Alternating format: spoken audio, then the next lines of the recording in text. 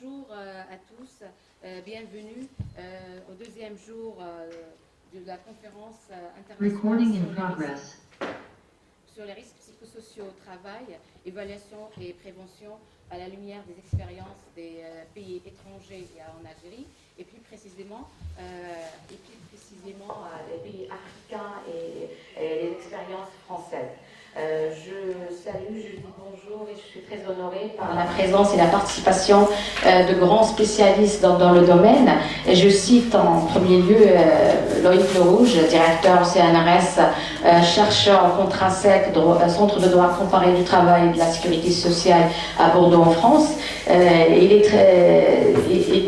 ne peut pas parler de risques psychosociaux sans évoquer les travaux de Loïc Lerouge. C'est le spécialiste numéro 1 en France des risques psychosociaux. Je suis très honorée de sa participation à cette conférence.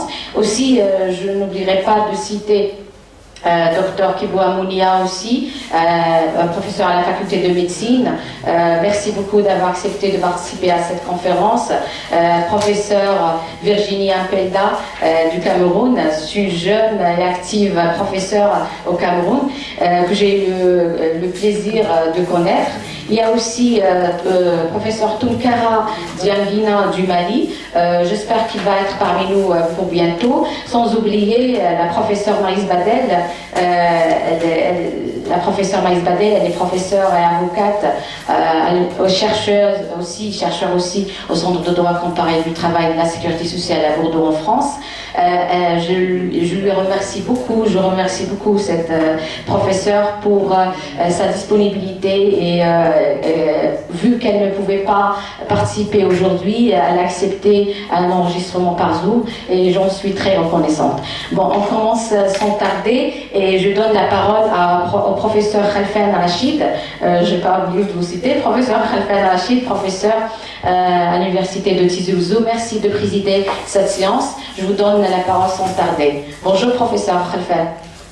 Bonjour madame Adami. Donc je commence par souhaiter la bienvenue à tout le monde, mais aussi remercier les organisateurs de ce forum pour les efforts qu'ils ont fournis pour l'organiser, mais aussi pour le mener à terme avec des résultats, je souhaite qu'ils soient très favorables. Je vous remercie aussi de m'avoir donné cette occasion de présider cette séance en remplaçant le professeur Philippe Auvergnat. C'est pour moi un grand honneur, d'autant plus que vous avez présenté nos intervenants de ce matinée qui sont des grandes personnalités, des grands chercheurs reconnus dans le domaine. Je suis très honoré et très fier de pouvoir diriger modestement cette séance, cette première séance de la deuxième journée.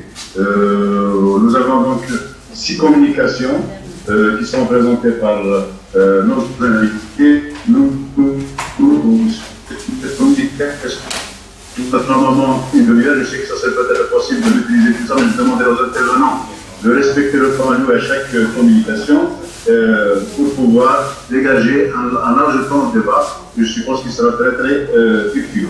Donc j'appelle, donc c'est programmé, tels qu'ils sont donc sur le programme, Dr Kiboua Mounia et professeur Kouichi. Elle est là avec nous? Oui, bonjour. Professeur Maïs Badel, est-ce qu'elle est là? Elle est avec nous? Pardon, professeur, pour Maïs Badel, j'ai un enregistrement de son intervention. D'accord. Oui. Mon dernier, non, voilà ton dernier. Bon, professeur Loïc Lerouge qui n'est pas présenté, donc je vois qu'il est parmi nous. Bonjour, professeur. Bonjour. Bonjour. Je vous souhaite donc une bonne participation avec nous. Merci. Professeur Virginie Montedela. Donc, bonjour, monsieur le président. Voilà, Cameroun. Donc, on va aller chez nos voisins de l'Afrique, au Cameroun. Professeur Tonkara Diongina, de la faculté de droit de l'université de Bamako aussi. Est-ce qu'elle est parmi nous? Est-ce qu'elle est parmi nous? Pas encore. Et on terminera donc avec une 6e communication avec le docteur Abani universités de Constance. Donc, je souhaite que les séances se déroulent dans de bonnes conditions. Donc, sans trop tarder, nous avons suivi hier, moi personnellement, j'avais suivi les travaux de la première journée, qui étaient donc des communications très riches, très riches.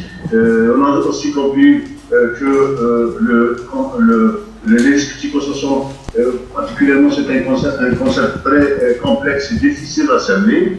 C'est un sujet multifactoriel, c'est une notion aussi subjective et c'est une notion perméable. Donc de là, aujourd'hui, on va essayer de lever un peu d'ambiguïté sur tout ce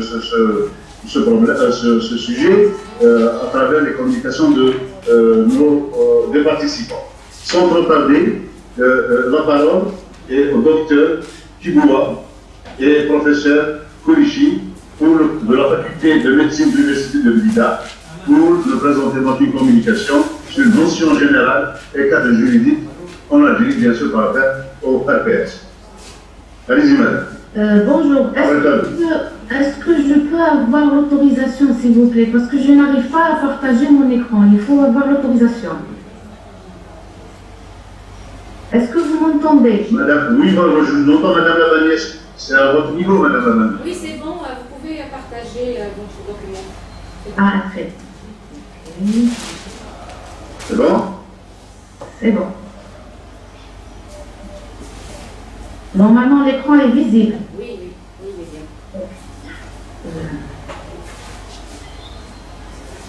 Alors, je commence par remercier donc tous les organisateurs de cette conférence et à leur tête donc Madame Labani Wafa, et je la félicite aussi pour le choix judicieux de ce thème. Sans trop tarder, je vais commencer par ma communication intitulée donc risques psychosociaux au travail, notions générales et cadre juridique en Algérie. Alors, les risques psychosociaux connus donc sous l'acronyme de RPS représentent quand même une catégorie particulière de risques professionnels, vu leur complexité. Ils peuvent apparaître au niveau de tous les secteurs d'activité. Ils revêtent quand même, donc ils ont plusieurs formes. Ils ont quand même un caractère multifactoriel. Et comme tous les risques professionnels, ils peuvent donc entraîner des effets sur la santé, mais les risques psychosociaux vont entraîner non seulement des effets sur la santé physique, mais aussi sur la santé mentale, ce qui fait aussi la particularité de ces risques-là, d'où l'intérêt d'une réglementation et d'une prévention donc adéquate. Alors, durant cette communication, on va essayer de répondre donc à ces questions. D'abord, on va savoir pourquoi on doit se préoccuper de ces risques-là au niveau du travail. Mais en réalité, c'est quoi ces risques-là? On va essayer de donner donc une définition. On va parler de différentes formes aussi de ces risques-là. Quels sont les principaux facteurs de risques psychosociaux? Et enfin, on va terminer en parlant donc de la réglementation algérienne en matière de risques psychosociaux. Alors, pourquoi doit-on se préoccuper des risques psychosociaux sur le milieu du travail? Donc là, j'ai trois réponses. La première, c'est afin de répondre aux responsabilités légales, bien sûr, de l'employeur de manière générale, en matière de santé et de sécurité au travail. Deuxièmement, donc, on doit quand même prévenir, vu que ces risques-là sont particuliers, sont complexes, il y a beaucoup de facteurs, on doit quand même essayer de prévenir ces risques-là. Et quand je dis prévenir, j'insiste sur la prévention primaire. C'est-à-dire on doit jouer, donc si on peut utiliser ce terme-là, en amont, c'est-à-dire avant l'apparition de ces risques-là, en jouant aussi, en intervenant sur l'organisation du travail, sur les conditions du travail, etc. On doit réduire aussi, on doit se préoccuper de ces risques-là pour réduire ces effets-là, les effets plutôt néfastes de ces risques-là sur la santé qu'on appelle les troubles psychosociaux.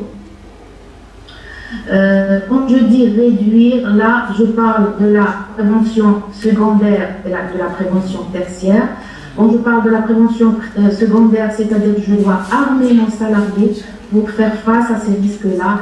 Et pour la prévention tertiaire, que je considère comme un échec à la prévention, là, je dois soigner les conséquences de ces risques-là. Troisième motif, donc, c'est afin de minimiser les coûts indirects qui vont donc se répercuter sur la productivité de l'entreprise. On sait tous, donc, quand on est atteint d'un stress professionnel, le salarié peut s'absenter, peut donc partir précocement donc, à la retraite, peut changer beaucoup de travaux, le turnover, etc. Donc tout ça va jouer sur la productivité de l'entreprise. Mais en réalité, c'est quoi un risque psychosocial? Donc, le Collège français d'expertise sur les risques psychosociaux définit dans une définition que je considère quand même comme intéressante. Il définit ces risques-là comme des risques pour la santé mentale, physique et sociale, engendrés par les conditions de travail, les facteurs organisationnels et relationnels susceptibles d'interagir avec le fonctionnement mental. À travers cette définition, on voit qu'il y a un raisonnement quand même scientifique puisqu'on parle de causes, de mécanismes d'action et de conséquences. Quand on parle de causes, on incrimine, comme j'ai dit tout à l'heure, les mauvaises conditions de travail, les facteurs, donc tout ce qui se rapporte à l'organisation du travail et tout ce qui se rapporte aux relations de travail. Il y a un mécanisme d'action, donc que ces causes-là et ces facteurs-là vont interagir avec le fonctionnement mental, ils vont agir sur la santé mentale de l'individu, ce qui va se répercuter sur son état de santé et donner des conséquences sur son état de santé. Et ça ne va pas être donc la santé physique seulement qui va être lésée, mais aussi la santé mentale et aussi la santé sociale. Maintenant, on va parler des différentes formes que peuvent prendre ces risques-là. Toujours, j'ai pris donc la définition donnée par l'Institut français sur les risques et la sécurité, qui définit les risques psychosociaux comme des situations de travail où sont présents, combinés ou non, du stress, de la violence externe et de la violence interne. Quand on dit stress, ce sont dans la définition donc stress, là, quand je dis que le travailleur est stressé, donc je donne un exemple comme si on est devant une balance où on met d'un côté les contraintes demandées ou les tâches demandées aux salariés et dans l'autre côté de la balance, on met les ressources données à ce salarié pour faire le travail et les tâches demandées. S'il y a un déséquilibre, bien sûr, vers les tâches équilibrées qui pèsent beaucoup par rapport aux ressources données à ce salarié, là, un état de stress peut se développer, peut apparaître.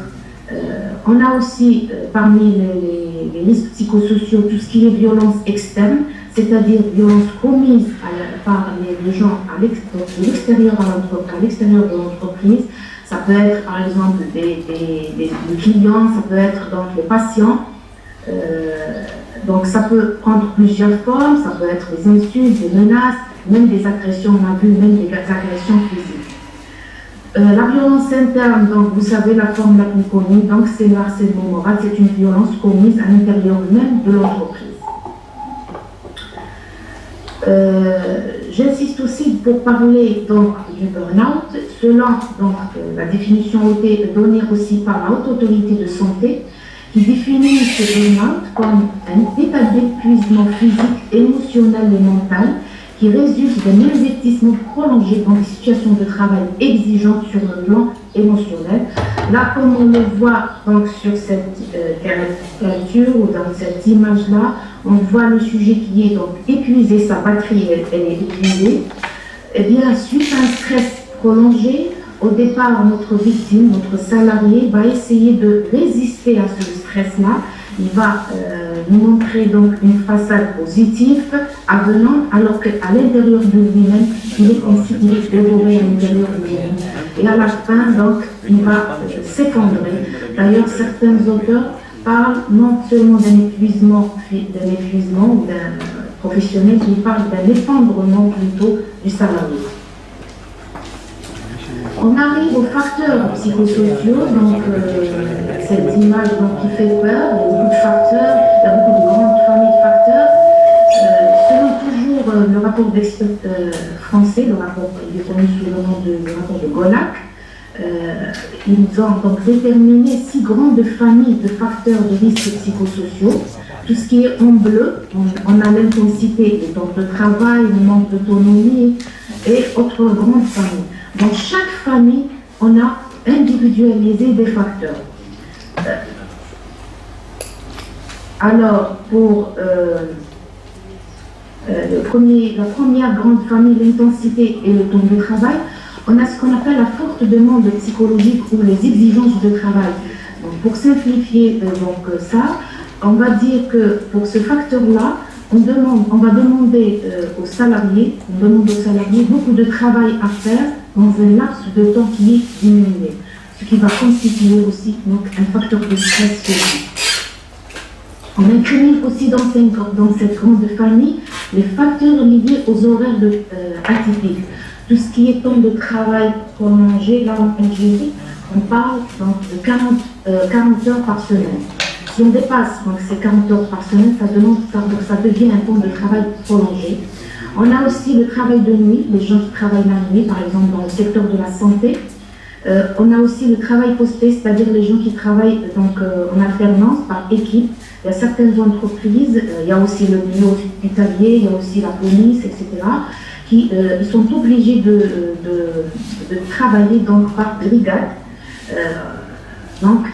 Chez ces personnes-là, à la longue, ils peuvent donc développer donc, un stress professionnel. Aussi, on incrimine aussi les horaires antisociaux, ceux qui sont obligés, par exemple, de travailler le week-end et les jours fériés. Il y a aussi l'extension de la disponibilité, ceux qui sont donc, tout le temps demandés à leur poste de travail, tout le temps, donc ils doivent être disponibles en permanence au niveau de son poste de travail. Il y a aussi l'imprévisibilité des horaires de travail. Là, c'est un point, donc c'est un facteur qu'on rencontre par exemple chez les gens qui travaillent par exemple dans les transports, par exemple les hôtesses de l'air, les conducteurs, les pilotes d'avion qui peuvent être demandés donc à n'importe quel moment donc, pour remplacer par exemple leurs collègues. On a aussi la difficulté, tous ces facteurs-là vont se répercuter sur la vie bien sûr personnelle plutôt du sujet et va entraîner des difficultés à concilier entre la vie professionnelle et la vie personnelle du salarié. La deuxième grande famille, il s'agit du manque d'autonomie.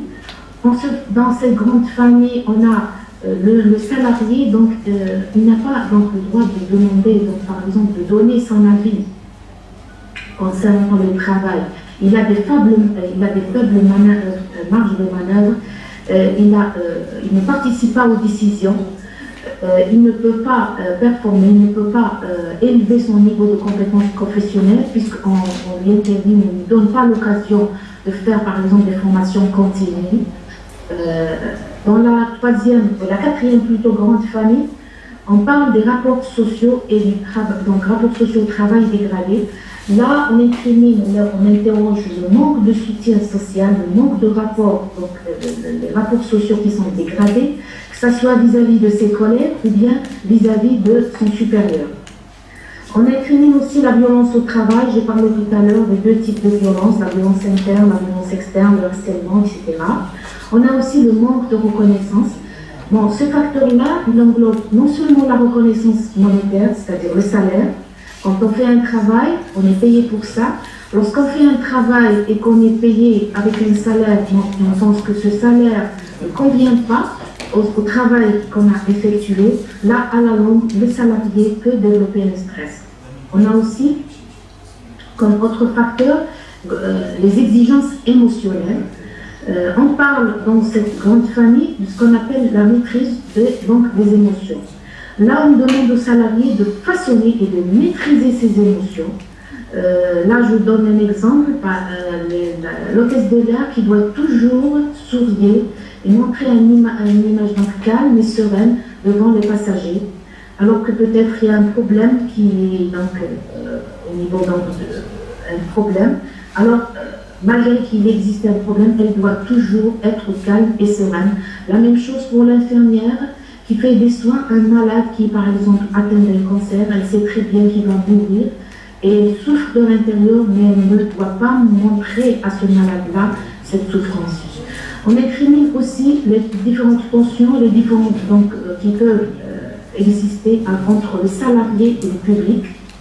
Ça existe surtout pour les sujets qui travaillent en contact avec le public, par exemple le métier de la santé. Et aussi, on parle aussi des conflits de valeurs, notre grande famille, dans laquelle on incrimine les conflits éthiques, c'est-à-dire le fait de demander aux salariés de travailler contre sa conscience professionnelle. On incrimine aussi la qualité empêchée. Là, le salarié, il estime que le travail qu'il réalise, vu qu'il y a par exemple un manque de moyens, il va estimer que le travail qu'il est en train de réaliser n'est pas de qualité. Et à la longue, il peut développer un stress aussi professionnel. On incrimine aussi le travail inutile. Certains travaux demandés aux salariés, donc pour lui, il pense que c'est un travail inutile. Je donne l'exemple d'assister à des réunions qui sont inutiles, qui n'aboutissent donc à rien, alors qu'il est obligé d'assister à ces réunions-là. Enfin, j'arrive à la dernière grande famille où on interroge, donc on parle d'insécurité de la situation de travail. On interroge donc là deux facteurs importants. On a l'insécurité socio-économique. Là, je donne l'exemple des salariés qui sont en contrat de durée déterminée. Ils sont donc ils pensent qu'ils sont en insécurité, ils ont toujours peur de perdre leur emploi, puisqu'il y a un contrat qui les relie donc à l'employeur. Quand ce contrat-là se termine, ils ne savent pas est-ce qu'il y a une continuité ou non. On a aussi le risque de changement non maîtrisé, là pour les entreprises par exemple, qui changent, donc il y a une nouvelle organisation du travail. Par exemple, on a un nouveau logiciel avec lequel on va travailler là. Le salarié, le travailleur donc, a peur de ne pas maîtriser ces changements-là qui à la longue vont peser sur le salarié. Ils vont donc pouvoir engendrer un stress professionnel. Donc on voit, vu ces grandes familles, ces facteurs-là, on a une idée quand même de la complexité de ces risques-là. Je ne sais pas, j'ai un problème avec mon micro.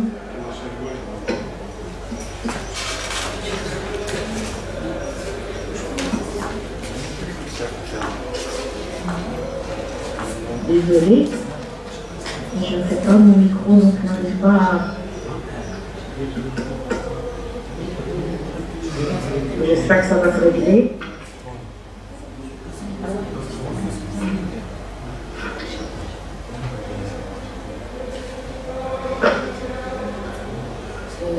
Votre diaphone ne marche pas? Oui, justement, je ne sais pas. C'est bloqué. Je ne sais pas, est-ce que ça vient de moi ou bien...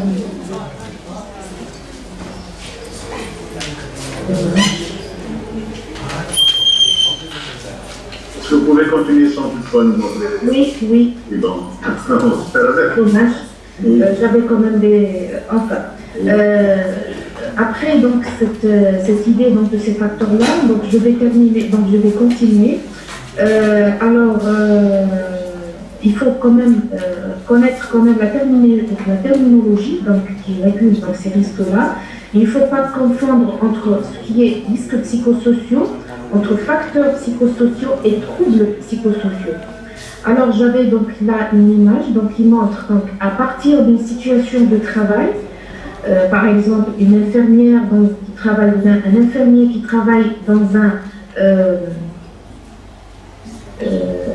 un service d'oncologie et qui, par exemple, il est soumis donc à une forte charge de travail, avec une forte exigence émotionnelle.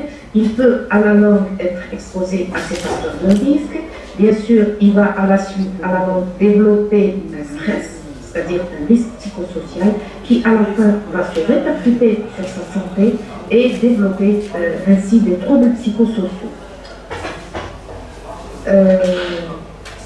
Là, j'avais quand même un tableau qui résume, donc, pour parler chiffres, quelques chiffres. Donc, j'avais un tableau qui résumait quelques résultats des travaux de thèse qui ont été réalisés donc sur le plan national et qui nous donnent quand même une idée de la réalité de ces risques-là au milieu du travail. J'avais donc l'étude donc réalisée chez les soignants donc à Alger, qui montre quand même un taux d'épuisement qui peut aller jusqu'à 56%, avec 40% des travailleurs, des soignants qui désirent plutôt quitter leur métier. On a aussi donc l'étude réalisée chez les soignants donc, de Constantine, qui a montré quand même un état d'épuisement psychologique qui était donc de 49% chez les soignants. Il y a aussi une étude réalisée à Batna qui parle donc d'une tension de travail qui a été observée chez 24% des travailleurs, avec un taux d'harcèlement de 4,5%. Il y a aussi l'étude donc réalisée à Sidi Bel Abbas qui a retrouvé une prévalence du burn-out qui était de 23,6%. Il y a aussi l'étude réalisée chez le personnel de santé à Oran qui a retrouvé un taux d'harcèlement de 16,7%.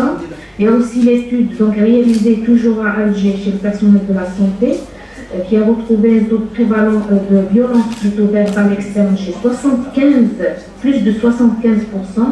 Il y a aussi donc l'étude réalisée par l'équipe de Guida, par moi-même, qui a retrouvé quand même une violence, donc un taux de violence élevé, que ce soit une violence verbale interne ou externe, qui varie entre 40 et 50%, et une tension de travail qui était de 18,4%. Alors, maintenant, Docteur, excusez-moi de vous interrompre, vous avez encore 10 minutes. Ok, je vais terminer durant ces 10 minutes. Maintenant, j'arrive donc, que disent les textes réglementaires en Algérie. Il faut savoir que ces troubles-là, ils ne sont pas reconnus ni comme maladie professionnelle, ni comme accident de travail. Pourquoi? Parce qu'il y a une absence de tableau qui répare ces maladies en tant que maladies professionnelles, et ces troubles-là ne suivent pas la définition des accidents de travail, ils ne se produisent pas soudainement, ils n'entraînent pas donc une lésion corporelle. Mais il y a quand même une instruction ministérielle, il s'agit là de l'instruction numéro 18 du 27 octobre 2002, relative à la protection de la santé des personnels de santé, qui donne quand même une définition de ces risques-là. Il les définit comme toute contrainte organisationnelle et relationnelle qui peuvent entraîner une souffrance psychique chez les personnels soignants lorsque les conditions de travail sont défavorables et qui peuvent mener au stress au travail dans la manifestation extrême et le syndrome d'épuisement professionnel ou le burn-out. Eh bien, cette instruction, elle impose quand même la prévention de ces risques au même titre que celle des autres risques professionnels. Dommage que cette instruction, donc, elle est relative surtout à la santé, elle s'adresse surtout au personnel de la santé. Elle nous demande aussi de mettre en place une démarche préventive participative, c'est-à-dire on doit faire participer tout le monde, l'employeur, les salariés et bien sûr les médecins du travail, à travers donc les commissions d'hygiène et sécurité. Elle me demande aussi de mettre en place un plan d'activité pour la protection des travailleurs avec des échéances et des indicateurs. Là, je me pose la question, est-ce que là, c'est un début pour demander une obligation de résultat? Parce qu'on nous demande quand même des échéances, des indicateurs sur les différentes actions menées pour améliorer ces conditions de travail. Cependant, si on voit la réglementation d'une manière générale, la protection de la santé, et moi je souligne sur le mot santé, puisque selon l'OMS, la santé, ce n'est pas la santé physique, mais c'est le bien-être physique, mental et social. Donc, la législation, il y a un accord et un consentement qui dit que la santé et la sécurité du travailleur est un droit et une obligation légale de l'employeur vis-à-vis de son salarié. On voit ça à travers la réglementation, notamment l'article 55 de la Constitution algérienne qui dit que le droit et la protection à la sécurité et à l'hygiène du travail doit être garantie par la loi. L'article 37 du statut général de la fonction publique qui dit que le fonctionnaire doit bénéficier des conditions de travail de nature à préserver sa dignité, sa santé et son intégrité physique et morale.